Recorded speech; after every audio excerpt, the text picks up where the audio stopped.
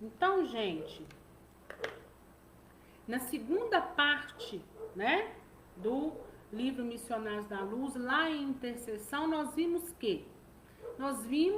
que André Luiz, junto de Alexandre, foi em busca de encontrar quem? Raul. E de fato eles encontraram Raul, né? Encontraram Raul em situações aí não muito favoráveis, mas com a permissão divina, né? Com a persistência, com a paciência de Alexandre, Raul foi tirado daquele local onde se encontrava e foi levado então para uma casa, né, para uma instituição espiritual, onde ali ele teria o que? Os primeiros cuidados, né? André Luiz com Alexandre se afastaram, porque eles estavam aguardando, né? Ainda, como Alexandre disse, olha, as próximas 72 horas serão difíceis, muito difíceis, né? Então nós vamos nos afastar e vamos aos nossos afazeres, porque nós temos muito o que fazer, né? Ele vai ficar sobre cuidados de irmãos que já lidam com isso no dia a dia, e daqui a pouco, quando passar essas 72 horas, nós vamos voltar. E aí ficou a interrogação, né? Porque eles descobriram isso tudo, através do espírito visitador, que Raul não tinha sido assassinado. Raul tinha programado para ele mesmo a desistência, que é o suicídio, né? E aí o que aconteceu? Nós ficamos aqui sobre perguntas. Como que Alexandre vai fazer diante do quadro que ele via Raul? Qual que era a forma, digamos assim, para que a gente possa entender, o jeito mais humano de chegar com uma notícia para Esther, né? Esther estava aguardando, Etelvina tinha levado Esther até lá e ela tinha feito um pedido. E ele estava em busca de respostas. Porém, era o quê? Uma situação difícil e complicada. Será que Esther, diante de tudo isso, está pronta para poder ouvir a realidade? Como será que ele vai agir, né, com ela? E André Luiz, o que acontece?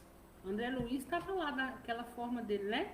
Curioso, querendo que chegasse logo o dia para que eles pudessem encontrar com Raul, né? E quando chega no dia do encontro, eles encontram, né? Depois que passaram 4 dias, é que eles voltaram para poder encontrar com Raul e encontra Raul ainda debilitado, né? Ou seja, trazendo os resquícios ainda do corpo físico, né? Raul se queixava da ferida aberta, né? Do coração descontrolado, e tudo isso acontecia, esses sofrimentos dele, por quê? Pelo grande abatimento que tinha sido a situação em si. Ou seja, aquele estado, aquele período perturbatório, desde que ele se viu acordado, desperto, né? Porque ele estava ali, junto daqueles outros espíritos, o que é inconsciente. Quando traz à tona a consciência, a realidade, vem também junto com ela a dor, né? E aí o Alexandre, cuidadosamente, disse a ele, se equilibre, né? Fique calmo. E fala para ele, olha, sua situação é difícil, mas a sua situação poderia ser muito pior. Então, quando Alexandre fala para ele, olha, sua situação é difícil e poderia ser muito pior, ele já nos deixa nas entrelinhas o que, olha, cada caso é um caso, né?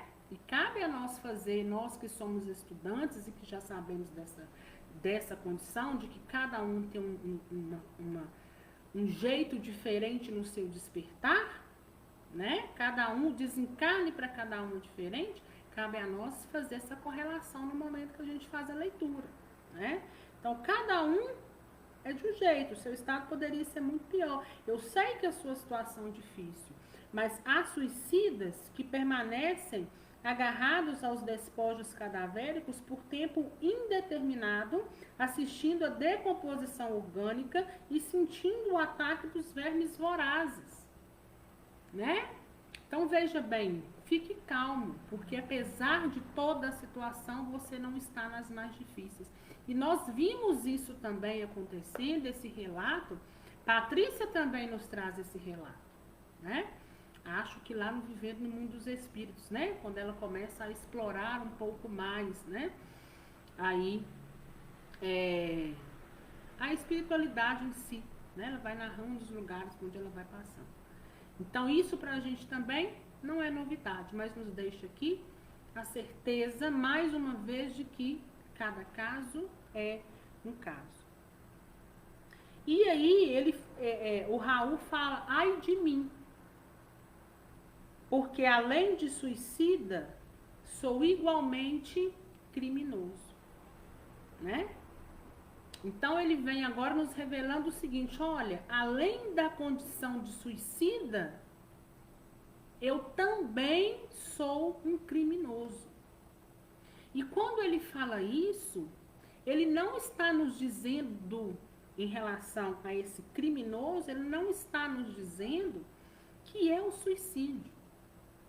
Ele está nos dizendo que, além dele ser um suicida, ele é um criminoso, né? Então, ele já somatizou duas condições que nós vamos agora escutar aqui a narrativa, né? E aí, olha aqui, demonstrando, ele começa a demonstrar confiança, né? Tanto no André como no Alexandre, para quê? Para poder desabafar, para poder contar, né? E Raul, dentro daquela tristeza dele, né? Ele começa a contar a história procurando um meio que justificasse o ato em si, né? Que é o suicídio. Então vamos lá. Na mocidade, isso é Raul já contando, né? Na mocidade, viera do interior para a cidade grande, atendendo ao convite de Noé. Então, olha lá, ele saiu do interior e foi para a cidade grande a convite de Noé. Quem é Noé? Nós vimos lá no primeiro capítulo, né? Que Noé é o primeiro noivo de Esther, né? E que Esther fala que, por motivos que ela não sabe, estranhos, né? O que acontece? Noé se suicida, né? Então agora as histórias começam a se entrelaçar. E Raul conta o seguinte, olha, eu vim do interior a convite de Noé. Só que quando eu cheguei na capital, quando eu me deparei, né, com a Esther, que era a noiva de Noé, eu fiquei apaixonado por Esther. Só que Esther era apaixonada por Noé. E eu não via um caminho a seguir que afastasse Noé de Esther para que eu pudesse realizar o meu desejo íntimo de ter a Esther como minha esposa. E aí ele conta aqui o seguinte, né? O que ele começa a fazer então? Ele começa a envenenar Noé. E ele começa a dar veneno a Noé, através, quando ele fala aqui, que ele começa a chamar Noé para jantares e começa a envenenar, né? O Noé. E ele fala que passou a usar, ele, Raul, passou a usar conhecido e terrível veneno em pequeninas doses, aumentando-as vagarosamente até habituar o organismo com quantidades que outrem seria fulminante, né? Então ele começa então a administrar pequenas doses de veneno, né? Toda vez que estava com Noé. Só que o que acontece? Em um certo momento, ele dá uma dose um pouco maior. E aí, depois daquele jantar, Noé sai e por lá, né, desencarna. E aí todos começam a dizer que foi suicídio, né? E aí, com isso, com a morte de Noé, com o desencarne de Noé, ele consegue então se aproximar de Esther e consegue então a atenção que ele queria de Esther. E mais lá embaixo ele fala, né, que conseguiu impor-lhe simpatia que culminou em casamento. Atingira a realização do que mais desejava. Esther pertencia-lhe na qualidade de mulher, né? Então veja bem, mais uma vez ele nos relata, né, de fato o que aconteceu, né? Então, além aí dele ter desistido da vida física, ele também carregava com ele, agora em forma até de remorso, né? Ele carregava para ele, desde que esse ato aconteceu, ele passou casado com Esther 12 anos, e ele carregava com ele isso dentro dele, né? Então, vamos prosseguindo. Mas a sua consciência fora ferida sem remissão. Nas mais íntimas cenas do lar, via Noé, através da tela mental, exprobando-lhe o procedimento. Os beijos da esposa e as carícias dos filhos não conseguiam afastar a visão implacável. Ao invés de diminuir seus remorsos, os remorsos o quê? Aumentavam, né? Isso por quê? Porque Noé, além de ser amigo dele, Noé sempre foi uma pessoa com ele, pelo menos com a pessoa dele, no convívio dele, uma pessoa muito boa. Então é aquilo, né? São remorsos que a gente mesmo traz diante das nossas condutas. E olha lá, ele comete esse ato, Noé desencarna com todo mundo achando que era suicídio e ainda acha, né? Porque aí quem está desvendando isso é a espiritualidade, na pessoa de André e de Alexandre. Só que, além dele carregar isso com ele durante os 12 anos, ele desencarna e ainda continua levando com ele, né? Ou seja, a gente continua de onde nós paramos. E a gente vai levar conosco todos os resquícios, sejam eles de remorso ou não, negativos ou positivos. No trabalho, na leitura, na mesa de refeições, na alcova conjugal, permanecia a vítima a contemplá-lo em silêncio. A certa altura do destino, quis entregar-se à justiça do mundo, confessando o crime hediondo. Entretanto, não se sentia com o direito de perturbar o coração da companheira e dos filhos, né? Então, veja bem, às vezes, muitos podem estar perguntando aí, mas ele aconteceu isso, e ele ficou, o Noé ficou pela casa, assombrando a casa, né? Pelo desenrolar da situação aqui, eu não vejo como isso. Eu vejo como a própria consciência cobrando um ato negativo ainda enquanto encarnado, né? E aquele ato negativo que ele estava ocultando ali, que era esse homicídio, estava gritando dentro dele a ponto de quê? A ponto de tudo que ele fizesse dentro de casa, com a família, tudo aquilo que ele tirava proveito, feria-o um pouco mais, né? Ou seja, remorso é a pior coisa que a gente pode carregar. Por isso que a gente tem que olhar muito bem as nossas atitudes, porque a gente vai carregar conosco e a gente vai precisar também repará-las lá na frente, né? E ele pergunta, né? Como esclarecer a verdade em semelhantes contingências? Não obstante amar eternamente a esposa e os filhos, achava-se esgotado ao fim de prolongada resistência espiritual. Receava, né? Ele tinha receio de ficar perturbado, ele tinha receio de ficar, como fala aqui, né? Ele receava a perturbação, o hospício, o aniquilamento, né? Então ele fugia da confissão do crime, que cada dia se tornava mais iminente. A essa altura, a ideia do suicídio tomou vulto em seu cérebro atormentado. Não resistiu por mais tempo. Esconderia o último ato do seu drama silencioso, como ocultara a tragédia primeira. Comprou um revólver e esperou. Certo dia, após o trabalho diário, absteve-se do caminho de volta ao lar.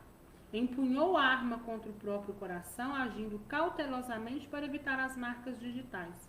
Atingindo o alvo num supremo esforço, desfizera-se do revólver homicida. Então, veja bem, quem esperava por isso, né?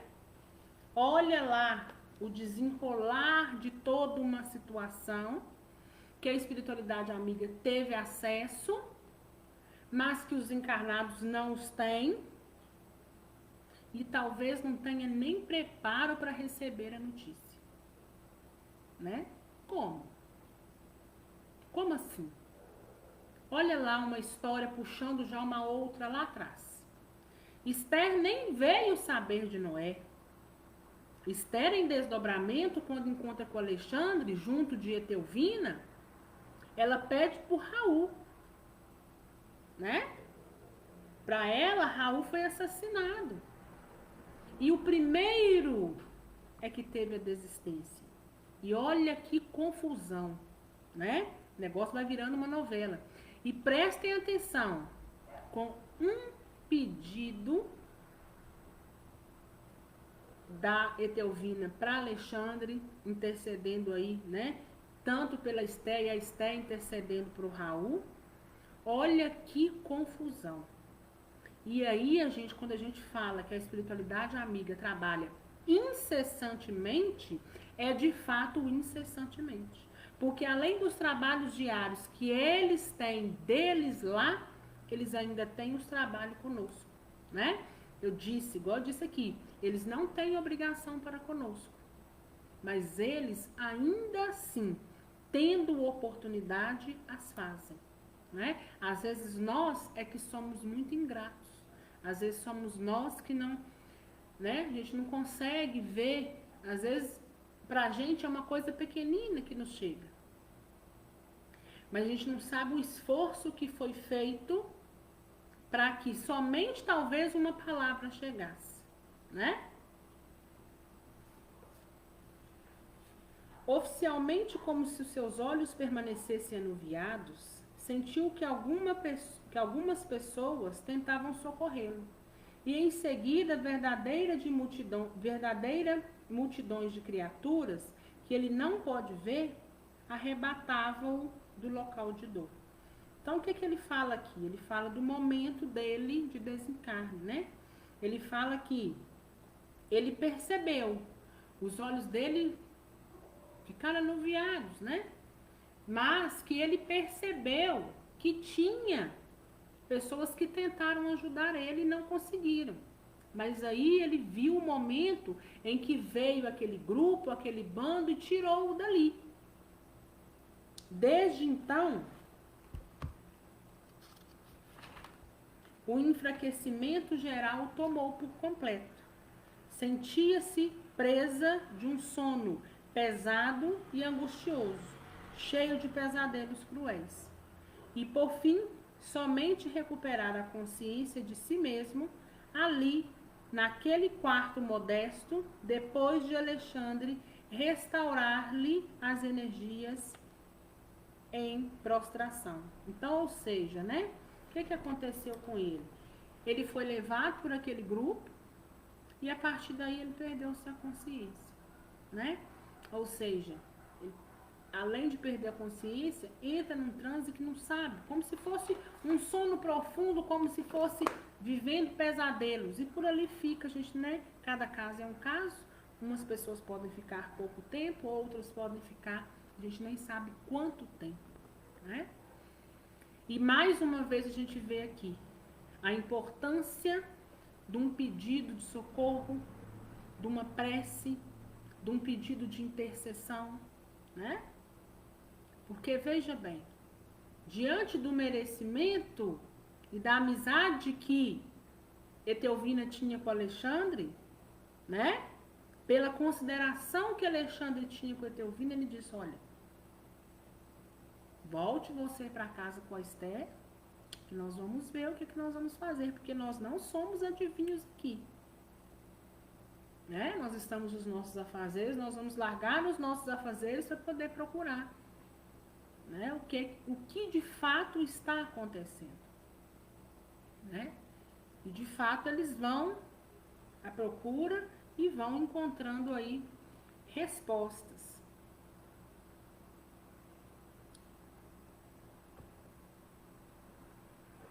Terminando a confissão longa e amargurosa, Raul tinha o peito preso a lágrimas pesadas a lhe lavarem o rosto, né? Então é muito comum, é o que a gente sempre conversou aqui, é muito comum que quando é trazido à consciência, sai daquele transe, daquele tempo que estava ali naquele sofrimento, é trago à tona, né? A consciência vem um estado perturbatório, né?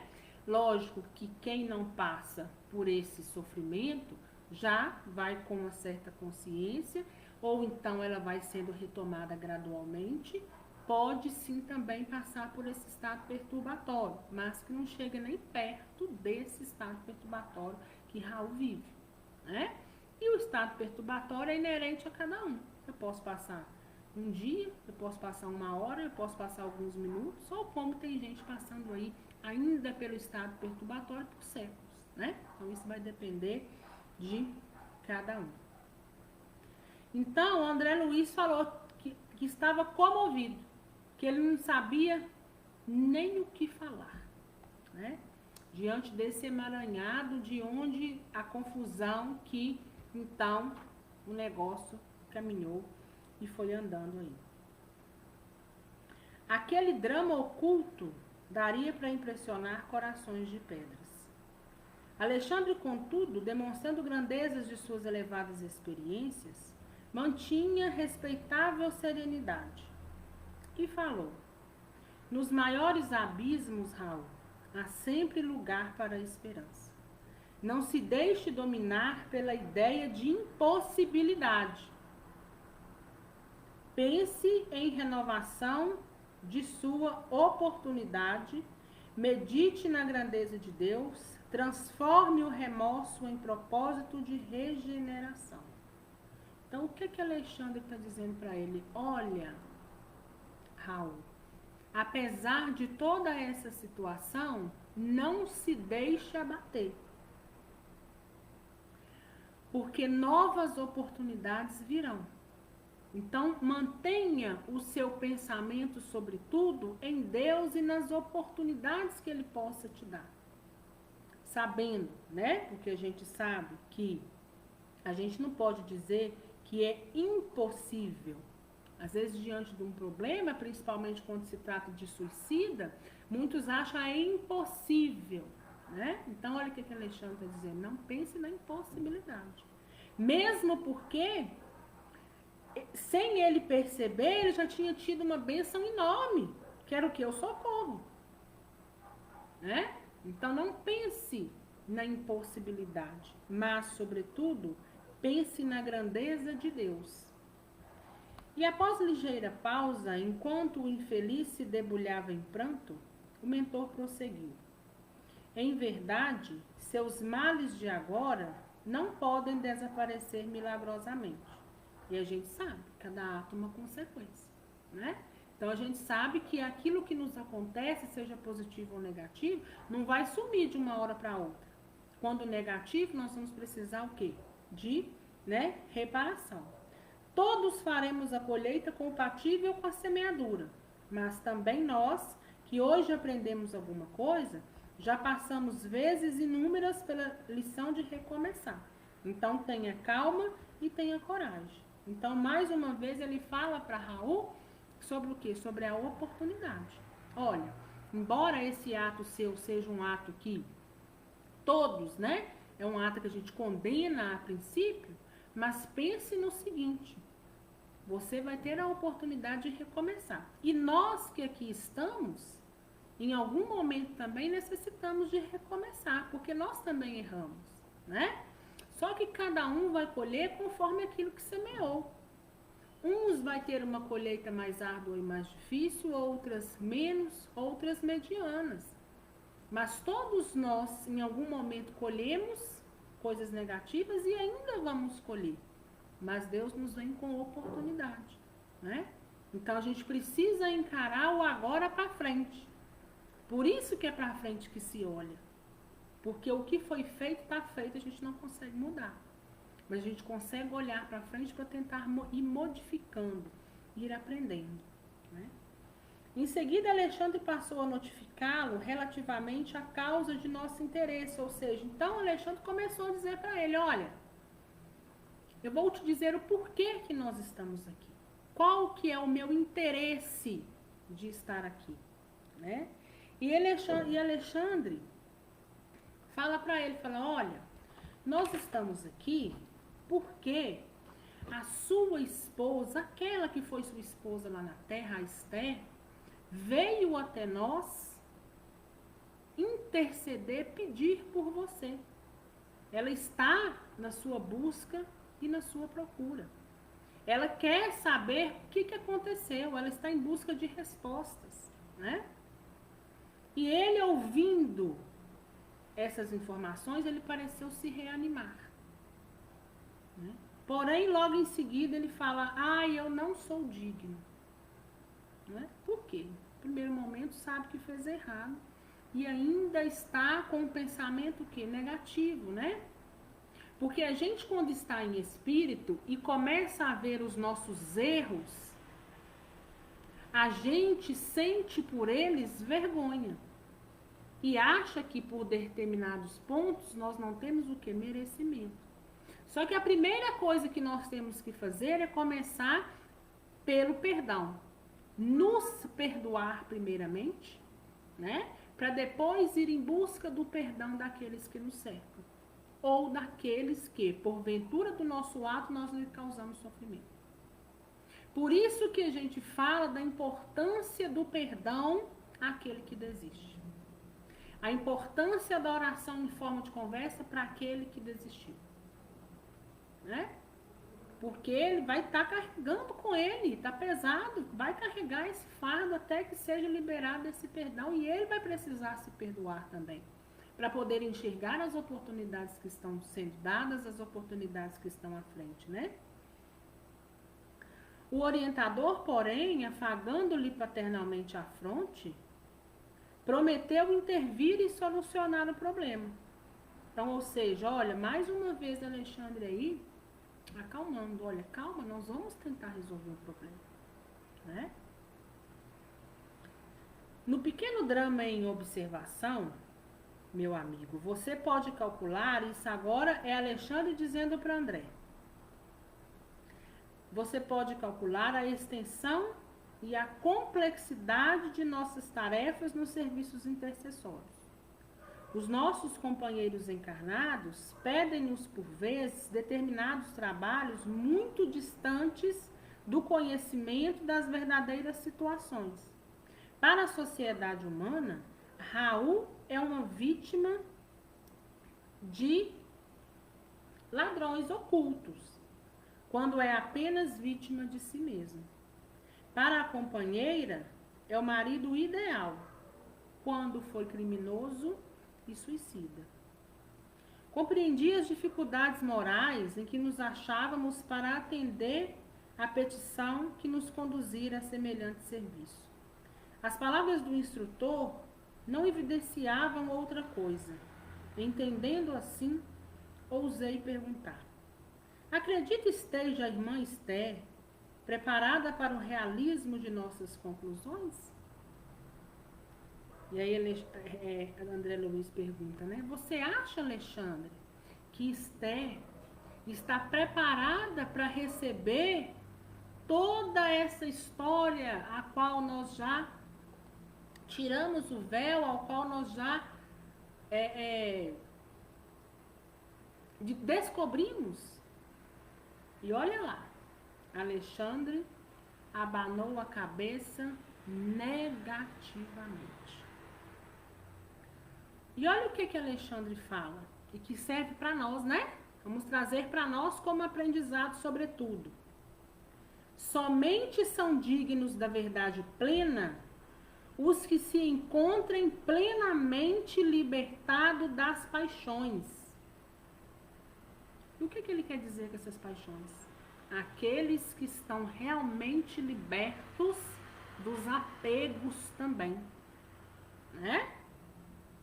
Esther é profundamente bondosa, mas ainda não alcançou o próprio domínio.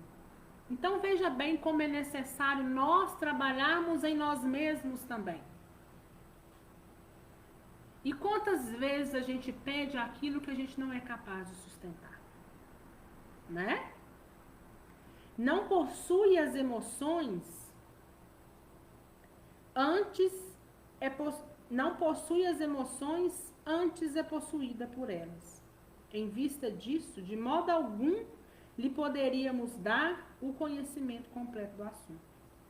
Está preparada para a consolação, não para a verdade, né?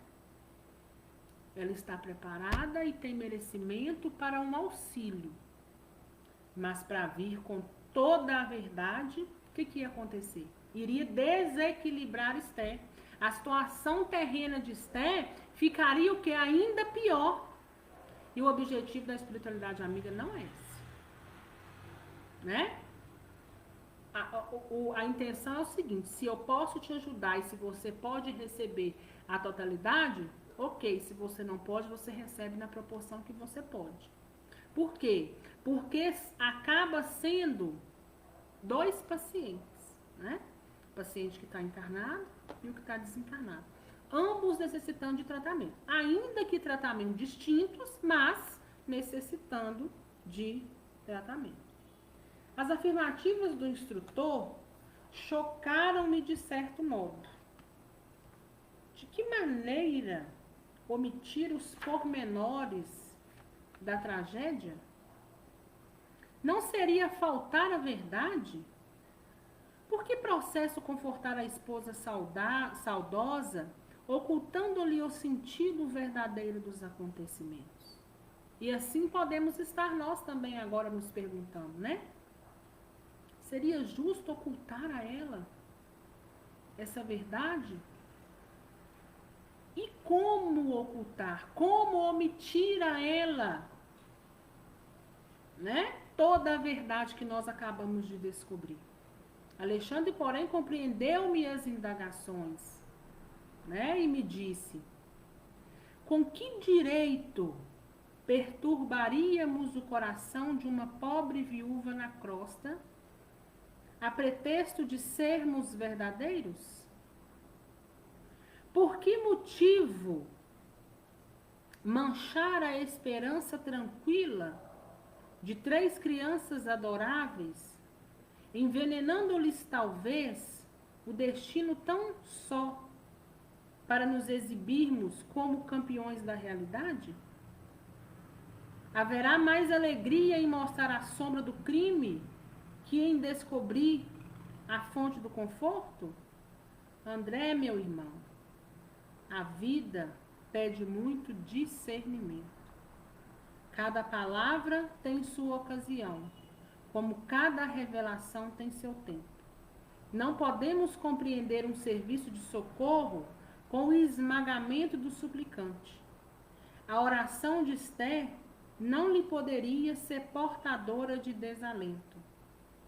Por isso mesmo, nem todos recebem quando querem a delegação de mais alto para os serviços de assistência. E aí serviu para a gente novamente, né? A espiritualidade amiga, assim como qualquer outro que está em nossa volta, né? Igual ele fala, com que direito? Não tem direito de perturbar a nossa existência terrena. Porque ter a perda física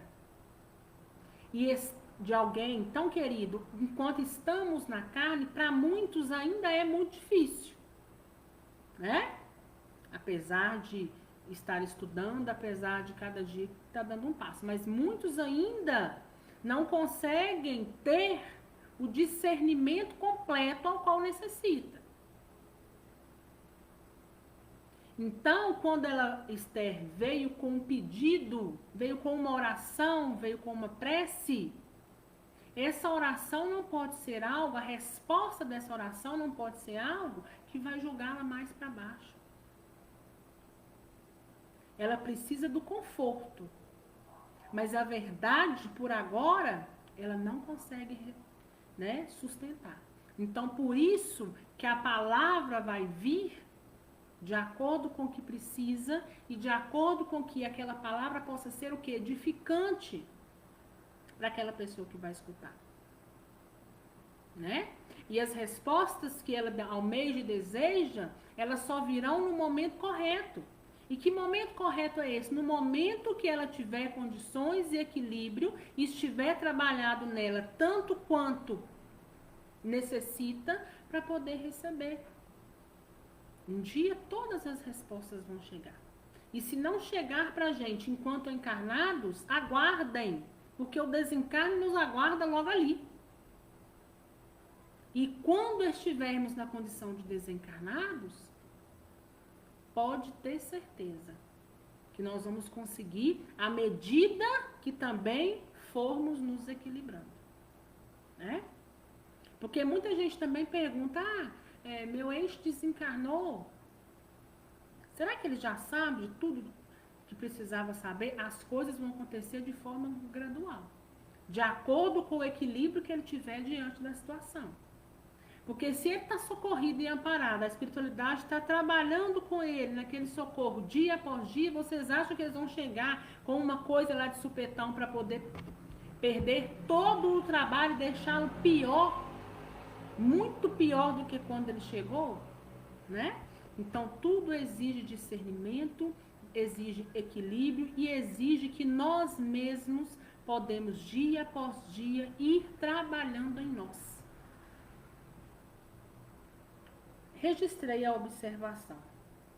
Nesse dia, Alexandre dirigiu-se em minha companhia às autoridades do auxílio, pedindo a colaboração de uma das irmãs que funcionavam das turmas de socorro para concurso mais eficiente ao coração de Esther. Então, o que Alexandre fez? Alexandre pediu a essa equipe de socorro que designasse uma irmã, uma amiga socorrista, para que pudesse vir para a terra e estar no auxílio de Esther também. Foi destacada Romualda, criatura dedicada e bondosa que desceu para a crosta junto de nós, recebendo atenciosamente as recomendações do prestimoso amigo Alexandre, que não se alongou em muitas instruções. Romualda deveria preparar a viúva espiritualmente para visitar na noite próxima o esposo desencarnado e em seguida ficar junto dela 2 semanas, colaborando no reerguimento de suas energias psíquicas e cooperando para que se lhe reorganizasse a vida econômica através de colocação honesta e digna. Então, ou seja, Alexandre pede a essa irmã Romualda que, na próxima noite, assim que Esther adormecer em desdobramento, Romualda possa então levar Esther até onde se encontra Raul, né? E fala para ela, olha, e após essa visita, após esse desdobramento, o que eu peço que você faça? Desça com Esther e permaneça com ela durante 2 semanas, ajudando a restaurar as suas condições psíquicas e fazendo com que caminhos possam ser encontrados para que ela possa trabalhar Para quê? Para suprir as necessidades da família, ao qual agora ela se via sozinha.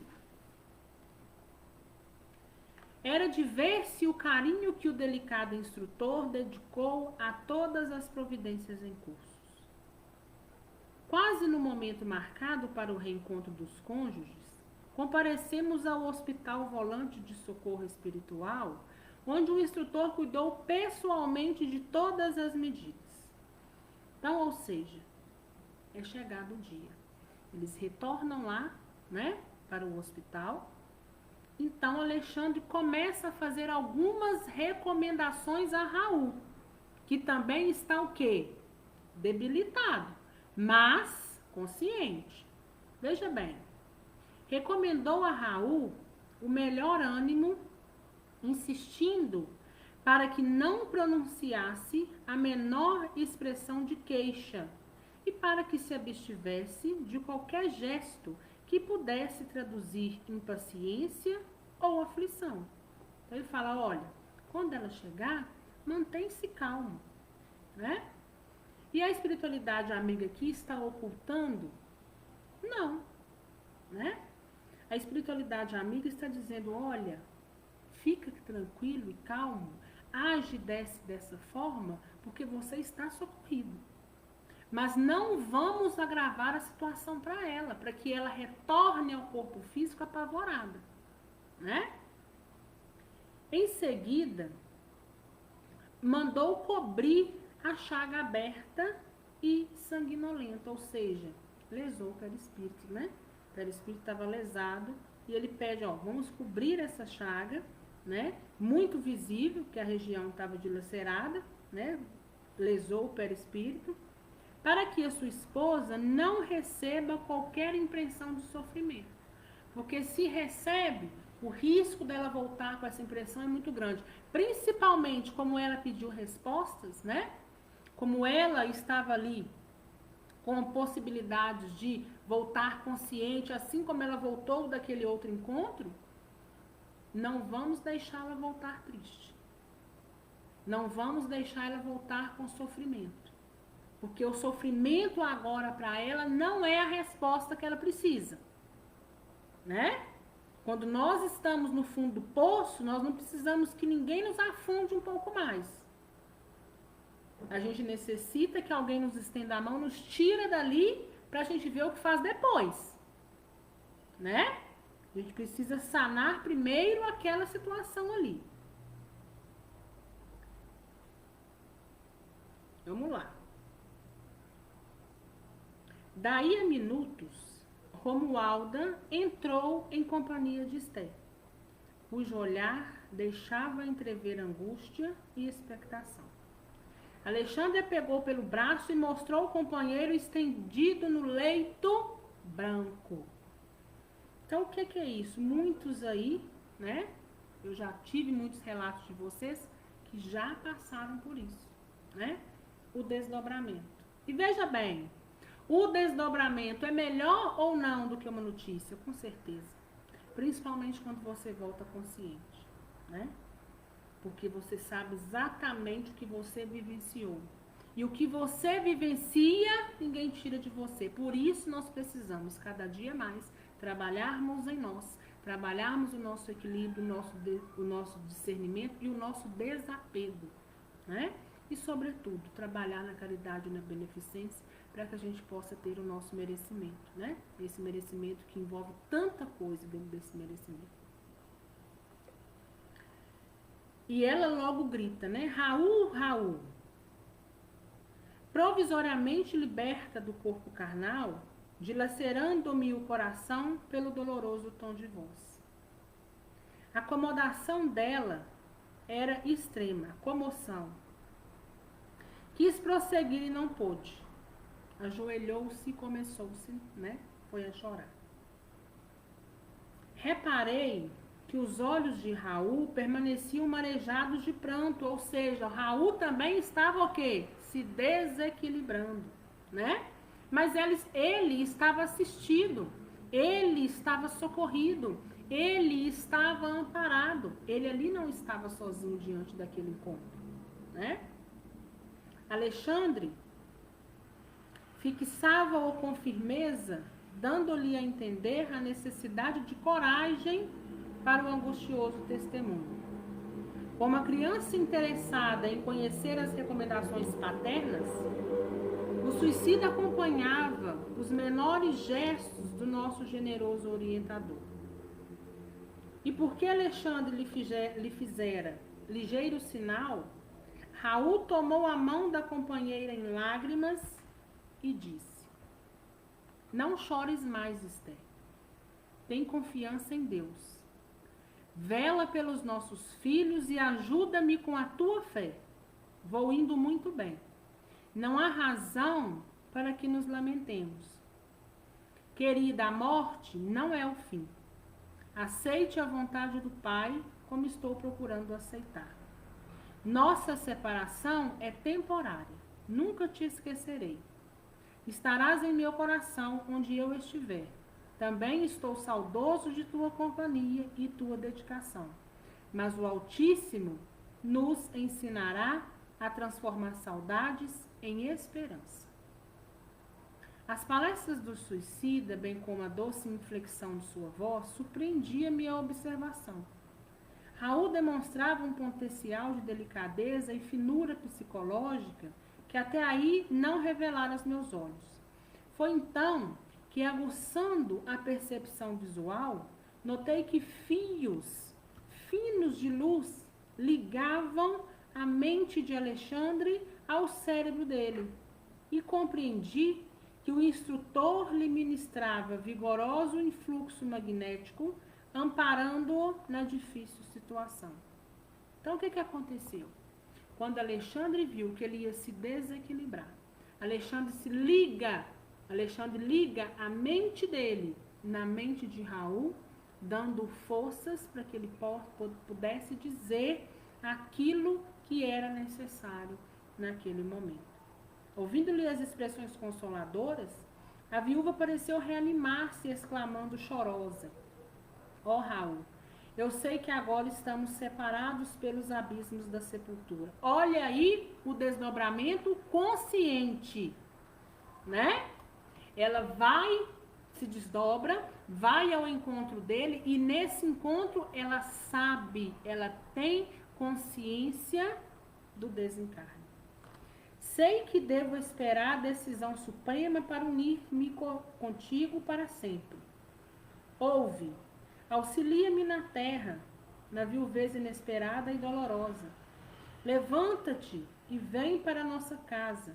Né? Então, o que ela fala aqui nesse parágrafo? Ela quer que ele levante-se de lá e fique com ela, mesmo que desencarnada, ajudando ela, com os filhos, com a situação que se encontrava agora, né? Defendendo eles de todo mal, né? Pede a Deus essa graça e vem ajudar-nos até o fim. Embora continuasse estirado no leito, o interpelado afagou-lhe carinhosamente os cabelos e respondeu: tem coragem e fé. Lembra-te, Esther, de que existem padecimentos maiores que os nossos, e conforma-te. Vou fortalecer-me e trabalharei ainda por nós. Assim como me esperas a assistência, vou esperar de ti a confiança. O Senhor não nos confia problemas dos quais não sejamos dignos. Volta para nossa casa e alegra-te. Não tenha medo da necessidade. Nunca nos faltará a bênção do pão.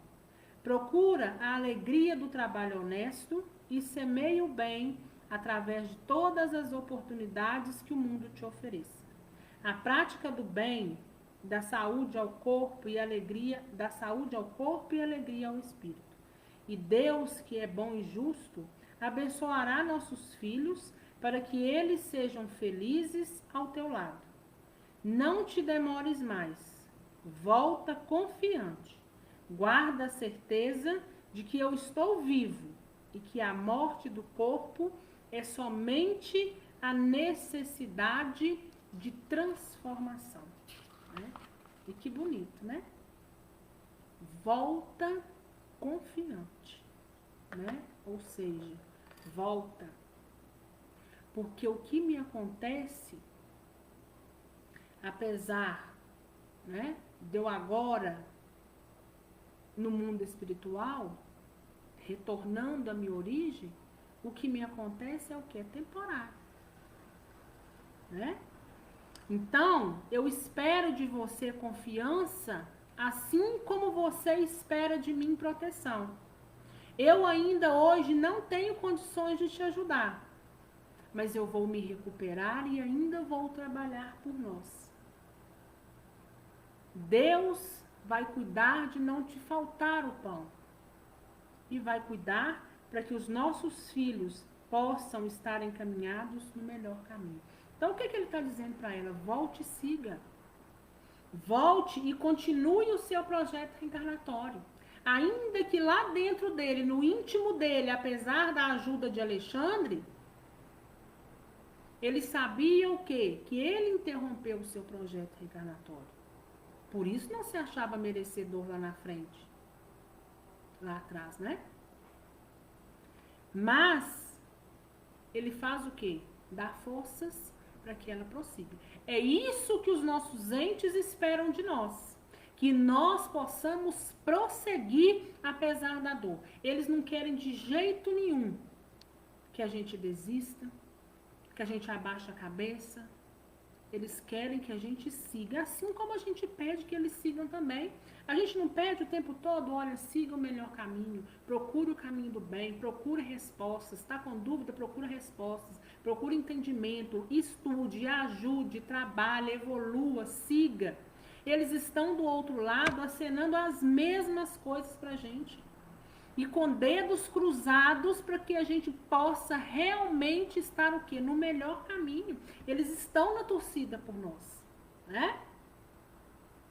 Compreendendo que a oportunidade do reencontro estava a esgotar-se, revelou à ansiosa esposa extrema curiosidade e aflição, fitando o companheiro através das lágrimas e perguntou, olha, a visita está terminando.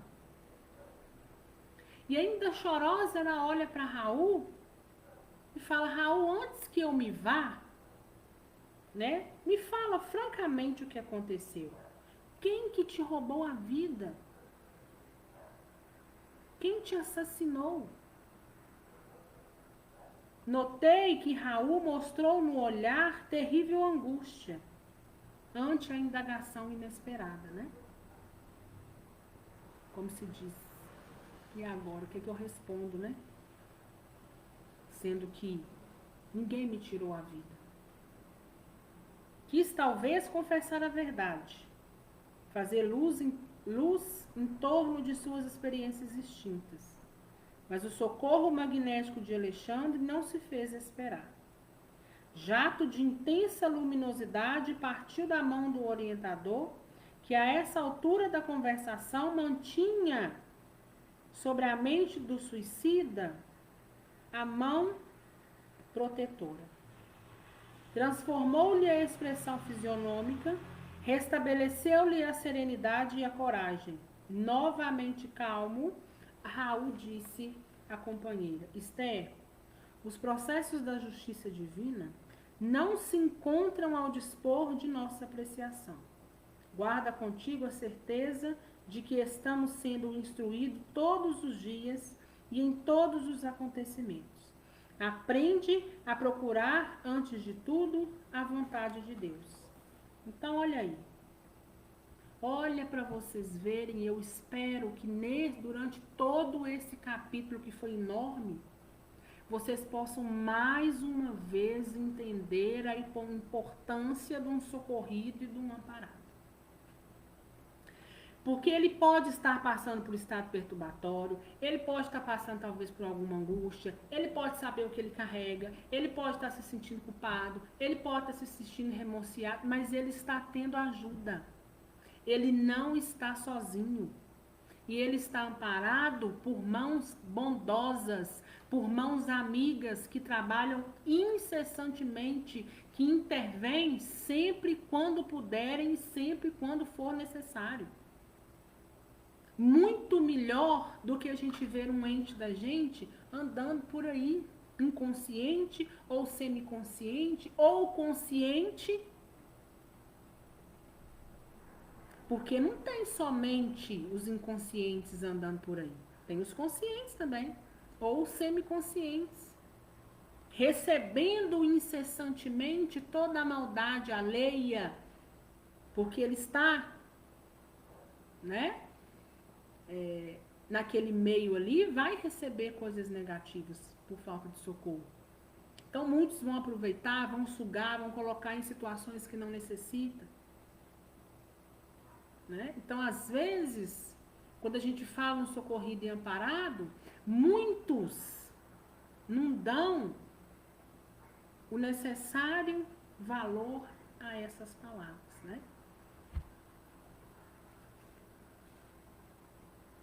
Compreendendo, estou lá embaixo, né? A pobre viúva desejou prolongar a palestra. Adivinhava-lhe através dos olhos aflitos o intenso propósito de continuar bebendo as sublimes consolações do momento.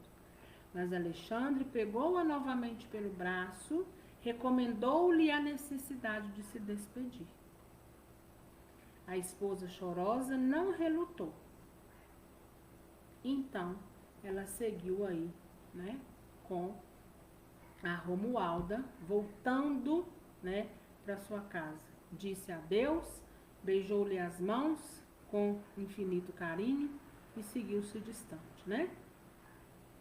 E André não conseguia ocultar a enorme admiração por semelhante serviço de assistência.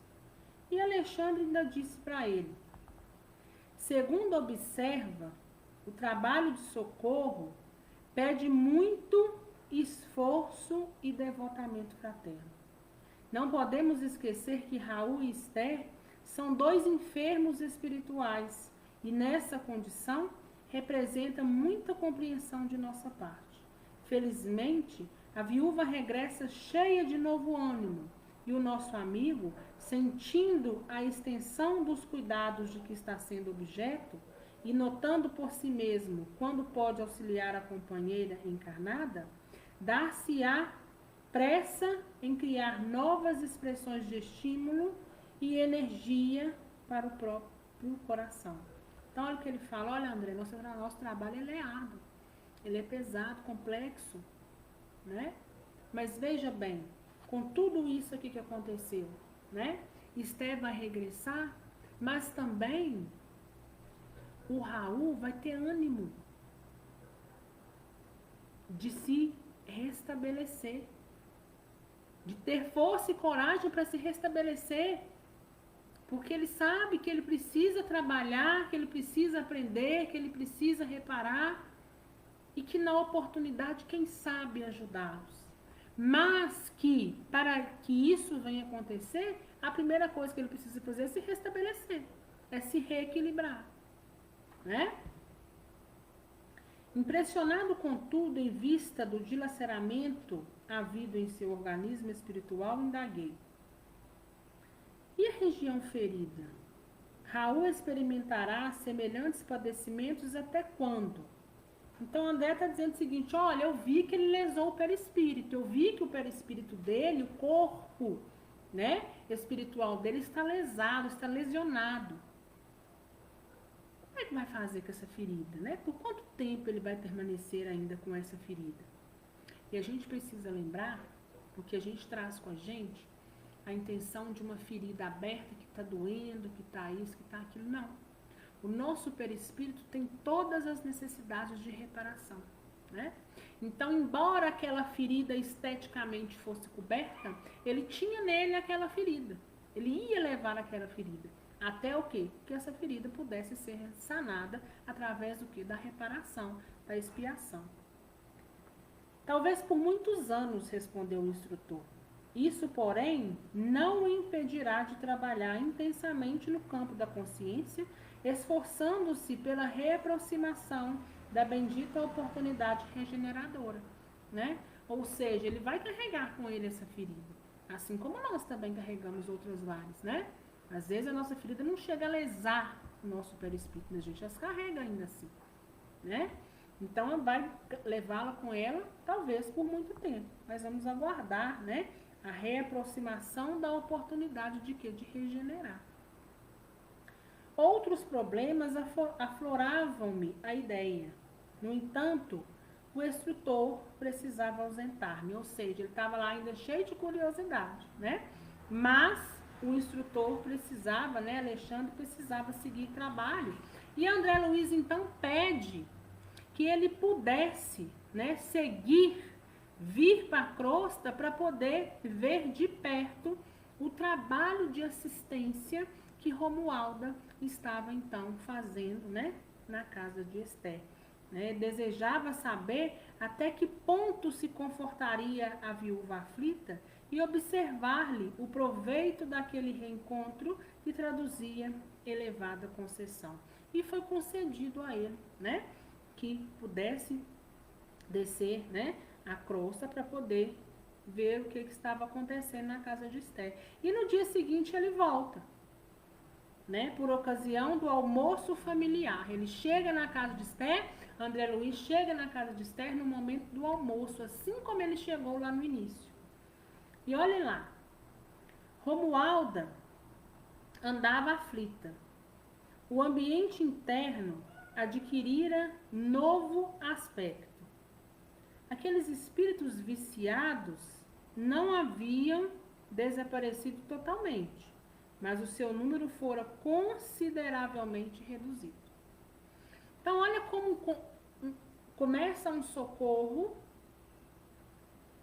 aí vai um socorro que se inicia aqui, já liga-se não só em André e em Alexandre, mas liga nesse visitador, que liga, joga lá para o matadouro, desse matadouro joga naqueles irmãos espirituais que ajudaram no socorro, né, nos primeiros socorros, dos primeiros socorros joga em Romualda, Romualda já vai lá para a casa de Esther, que já se depara com aqueles espíritos anteriores, né, que gostavam de ficar ali alimentando a mesa. Um vai provocando o outro, né? Vira uma cadeia. E o que André Luiz percebeu na casa? Olha, apesar de ainda terem aqui espíritos, eles foram reduzidos consideravelmente.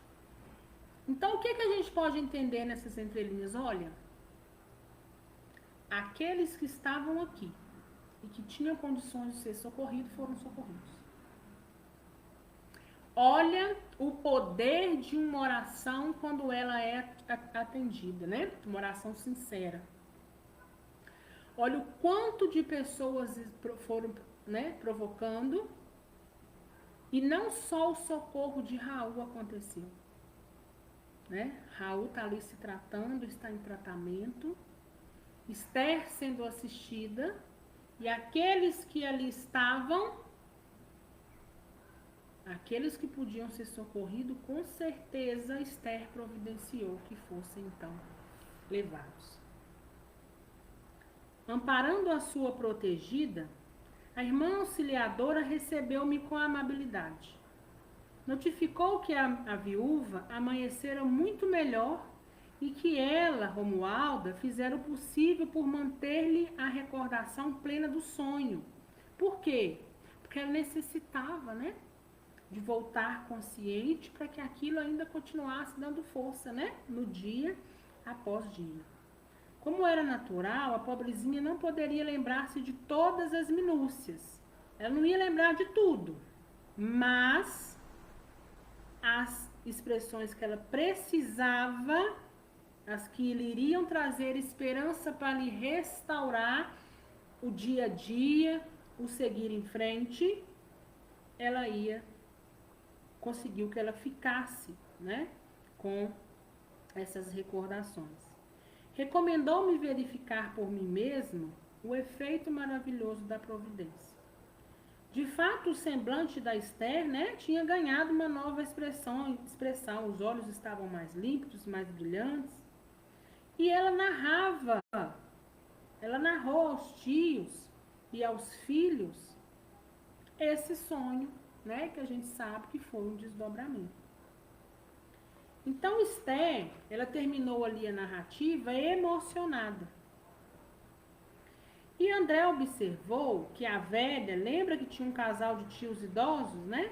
A velha tia esboçava um gesto de incredulidade, perguntando-lhe: e você acredita ter visitado Raul no outro mundo? E ela fala: como não? Tenho ainda a impressão de suas mãos sobre as minhas, e sei que Deus me concedeu semelhante graça para que eu readquira minhas forças para o trabalho. Despertei hoje profundamente reanimada e feliz. Enfrentarei o caminho com novas esperanças. Esforçar-me-ei e vencerei. Né? Então, veja bem, a espiritualidade amiga trabalhando por um lado, positivamente para poder colocar de pé, né? Mas a gente também encontrando pessoas pessimistas, como se diz, jogando areia na nossa comida, né? A gente está ali tentando fazer e o outro está lá tentando jogar, tentando tirar. A gente tenta tirar do buraco, né? Isso é André Luiz pensando, a gente tentando tirar do buraco e o outro tentando empurrar um pouco mais. Mas ela seguia firme, né?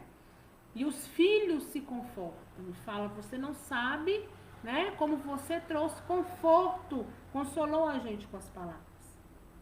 E nesse instante, o velhinho, né? Agora é o velhinho, que se alimentava em silêncio, ponderou na qualidade de excelente representante da descrença humana. Mas quantos de nós não estamos descrentes quanto esse velhinho? Olha lá o que ele fala. É interessante notar que, tendo Raul consolado tanto o seu coração de mulher, nada tenha elucidado sobre o crime que o atirou no sepulcro. Né? Espiritualidade amiga trabalhando, tendo todo o trabalho de não revelar as coisas porque não era momento, porque isso não iria ajudar em nada, isso só iria atrapalhar. E o outro, apesar de idoso, não aprendeu nada com a vida, porque tá cheio de idoso dessa forma, né? Que está aí, que não aprende quase com a vida, com as oportunidades. E ele tá querendo é o quê? Em vez dele ver o lado bom, ele tá querendo saber da vida do outro, né? Ah, se você realmente esteve com ele, por que ele não falou quem que matou? Mas ele sabe a história que tem por detrás? De fato, ele sabe, conhece a verdade? Ele tem a ver com essa história, né? Dizendo aí a grosso modo, ele tem alguma conta com isso, né? Para poder querer saber do desenrolar de uma atitude do outro, do feito do outro, né? Esther, que sentiu a ironia da observação, influenciada pela benfeitora que ali se mantinha, respondeu prontamente: muitas vezes, meu tio, não sabemos ser gratos às bênçãos divinas. Recordo-me dessa verdade ao lhe ouvir semelhante raciocínio. Envergonho-me quando me lembro haver feito interrogação dessa natureza ao pobre Raul, abatido e pálido no leito. Basta-me a felicidade de tê-lo visto e ouvido num mundo que eu não posso compreender agora. Tenho a certeza de que o visitei em algum lugar, que nos interessa descobrir criminosos quando não podemos levantar-lhe o corpo físico? Em nossa preocupação de punir culpados sem dar conta de nossas próprias culpas, iremos ao absurdo de desejar ser mais justos do que o próprio Deus? Calou-se o tio pensativo e observei que as crianças sentiam imensa alegria pela resposta maternal.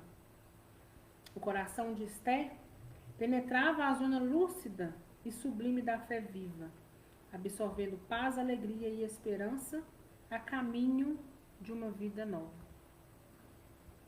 Ao me despedir, felicitei Romualda pelo seu nobre trabalho.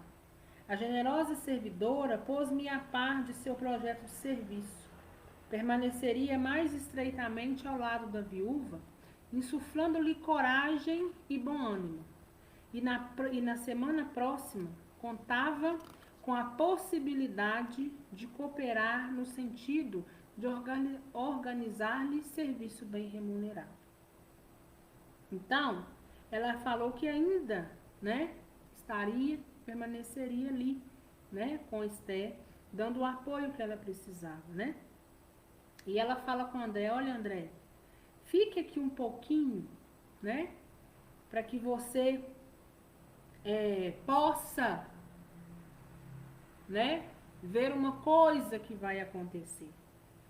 E aí, André, com a curiosidade dele, né, ele fala, mantive-me ali em profunda curiosidade.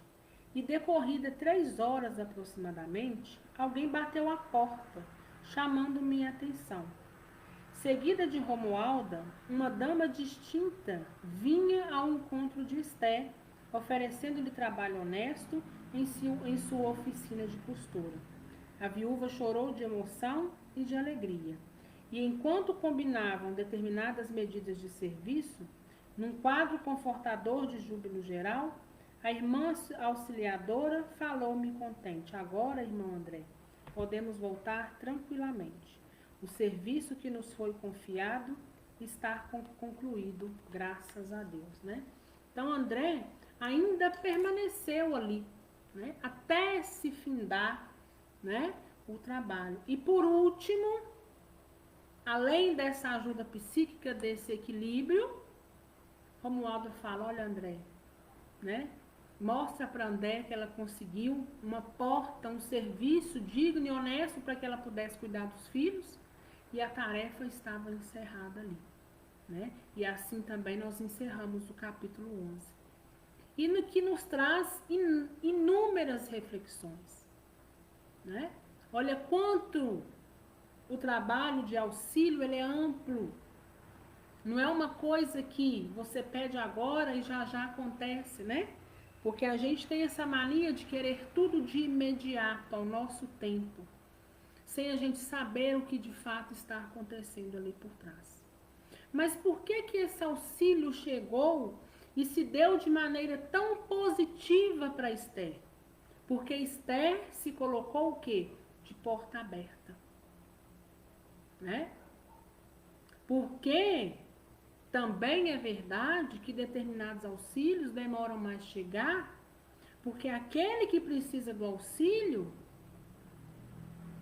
às vezes não quer caminhar, está pedindo socorro, mas não caminha, está pedindo socorro, mas não auxilia, não vibra junto, não deixa a porta aberta para que coisas boas possam adentrar. E aí a ajuda fica difícil, né? Então, olha a complexidade de uma oração. Então, acho que agora nós podemos entender, quando a gente fala e ouvir, né, a expressão que a espiritualidade amiga está trabalhando incessantemente. E que aquilo, né, que a gente pede, se aquilo for nos afundar e nós não tivermos discernimento para receber, nós não vamos receber. E isso não é ocultando e nem é injusto.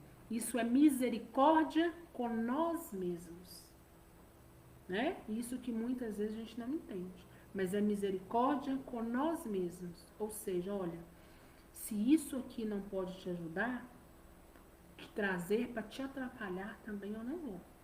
Eu vou te dar força, amparo, consolo para você seguir. Mas te jogar mais para baixo, nós não vamos de jeito nenhum. Porque a oração feita sincera, a oração tendo merecimento, o que a gente espera de Deus e de Jesus? Né? Somente coisas que vão o quê? Nos restaurar e nos restabelecer. Alguma dúvida, gente?